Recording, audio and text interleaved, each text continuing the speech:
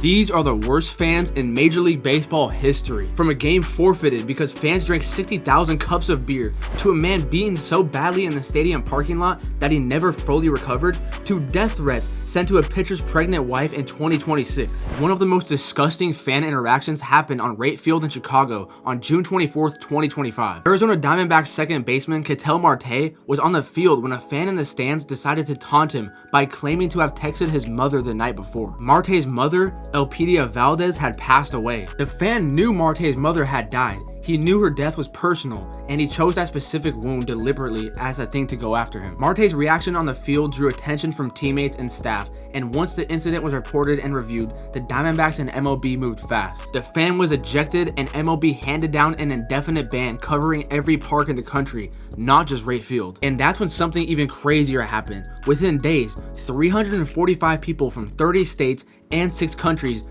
donated more than $11,000 to the Diamondbacks Foundation in Elpidia Valdez's name. One fan said something so cruel enough to earn a league-wide ban, and hundreds of strangers responded by honoring the woman he tried to use as a weapon. The Diamondbacks acknowledged the outpouring publicly, players around the league took notice, and Ketel Marte, who had been the target of something genuinely awful in the middle of a workday, ended up seeing his mother's name attached to generosity from people across 30 states and 6 countries who wanted to honor her instead. 2 months before the Marte incident, on April 27th, 2025, Boston Red Sox outfielder Jarren Duran was on the field at Progressive Field in Cleveland when a fan told him he should have himself. Duran had spoken publicly about this mental health struggle, and that fan took that information and used it against him as a taunt. Cleveland ejected the fan, issued an apology, and worked with the MLB on the follow-up. Duran addressed the incident publicly. The Cleveland fan base had no part of what the person had done. What the Duran and Marte incident share, beyond the obvious cruelty, is that both happened in 2025 within months of each other. Close enough together that the conversation about what heckling is actually supposed to be became unavoidable. 10-cent beer night. The Cleveland Indians decided in the summer of 1974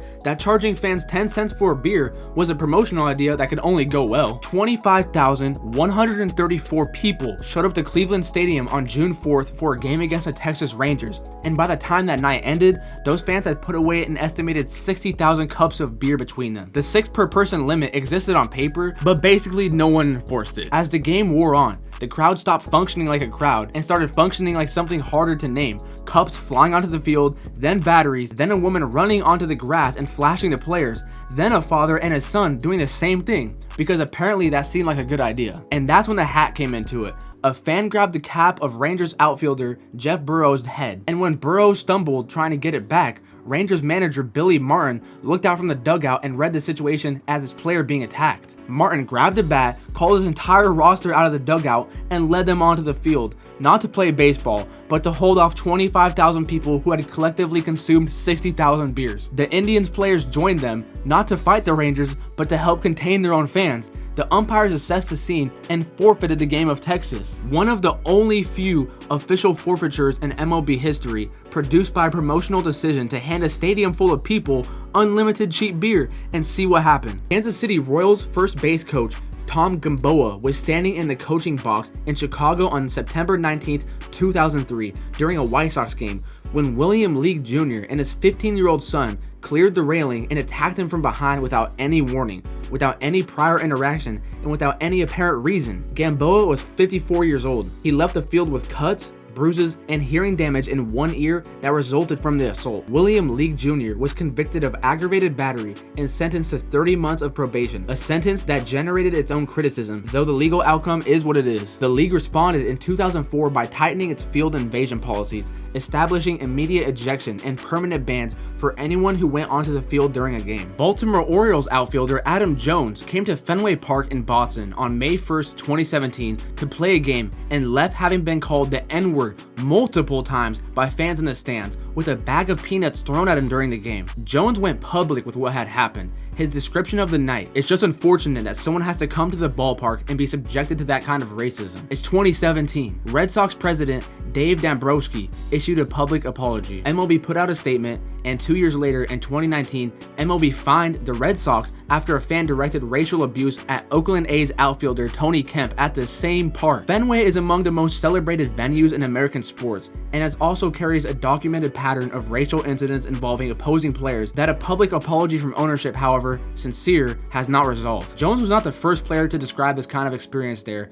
and the 2019 incident confirmed he would not be the last. The Matthew Clemens incident in April 2008 at Citizens Bank Park, a Philadelphia Phillies fan named Matthew Clemens deliberately vomited on an 11-year-old girl and her father. Clemens was convicted and sentenced to jail. Philadelphia sports fan reputation spans all four of its major teams: Eagles, Flyers, Phillies, and Sixers, and did not build itself out of nothing. Veterans Stadium, the old Eagles home, had a courtroom and a holding cell constructed beneath it in 1997 specifically to handle arrests on site, because transporting that many offenders elsewhere had become logistically impractical. Citizens Bank Park carries its own documented history of fan-on-fan violence and treatment of opposing fans that goes well beyond the Clemens case. This one might be the most disgusting of them all. On May 30th, 2026, Los Angeles Dodgers pitcher Tanner Scott blew a save against the Philadelphia Phillies, and the Dodgers lost 4-3. An Instagram account reported as Hawk.3112090 sent multiple messages to Scott's wife, Maddie, literal death threats. The account threatened to shoot his family that night, and Maddie Scott was pregnant at the time, and the threats referenced the pregnancy directly. Reporter Christian Orozco documented the details.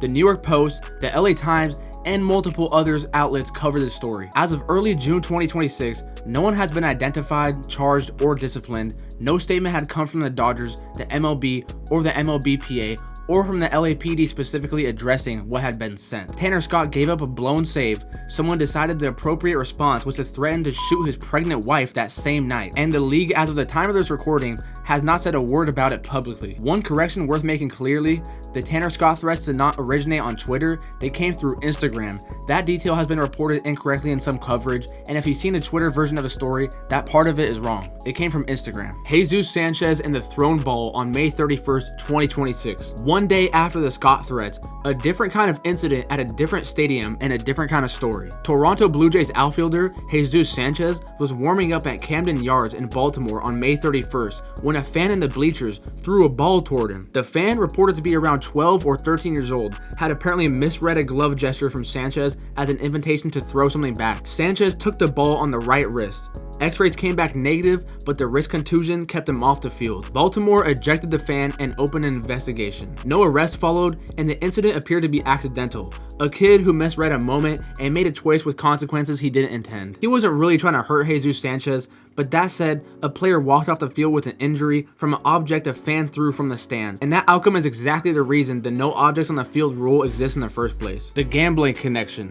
Liam Hendricks, Paul Sewald, Matt Chapman, Ryan Stanek, Christian Yelich, across the league, multiple players have described receiving threats that trace back not to emotional fans who care about the team, but to people who had money riding on a specific outcome and needed somewhere to direct the loss. In November 2025, a Brooklyn federal court unsealed an indictment tied to an MLB gambling scandal involving pitcher Emmanuel Class and Luis Ortiz, in which gamblers allegedly won approximately $450,000 on individual pitch bets by having inside information on what was coming. Both pitchers pleaded not guilty. The sportsbooks responded by capping individual pitch wagers, sometimes called micro bets, at $200 across FanDuel, DraftKings, BetMGM, and Bet365, the four platforms that came together to cover the overwhelming majority of the US sports betting market, and by pulling those bets out of parlay eligibility entirely. Inside the building, the league has generally moved when it needed to. After the Gamboa attack, field invasion policies got tightened, permanent bans for anyone who cleared the railing. After Brian Stowe's beating, the Dodgers overhauled parking lot security and MLB pushed safety guidelines to every franchise. After the Marte heckle in June 2025, an indefinite league-wide ban came within days. After the Durant incident, the Guardians ejected the fan and worked with MLB on the follow-up. The fan code of conduct, expanded and formalized during the 2010s, covers ejection policies, alcohol limits, and anti-harassment provisions. The sport carries a real problem with its worst fans. It always has. But the other kind of fan who's there to watch baseball, those are the ones worth remembering on the way out.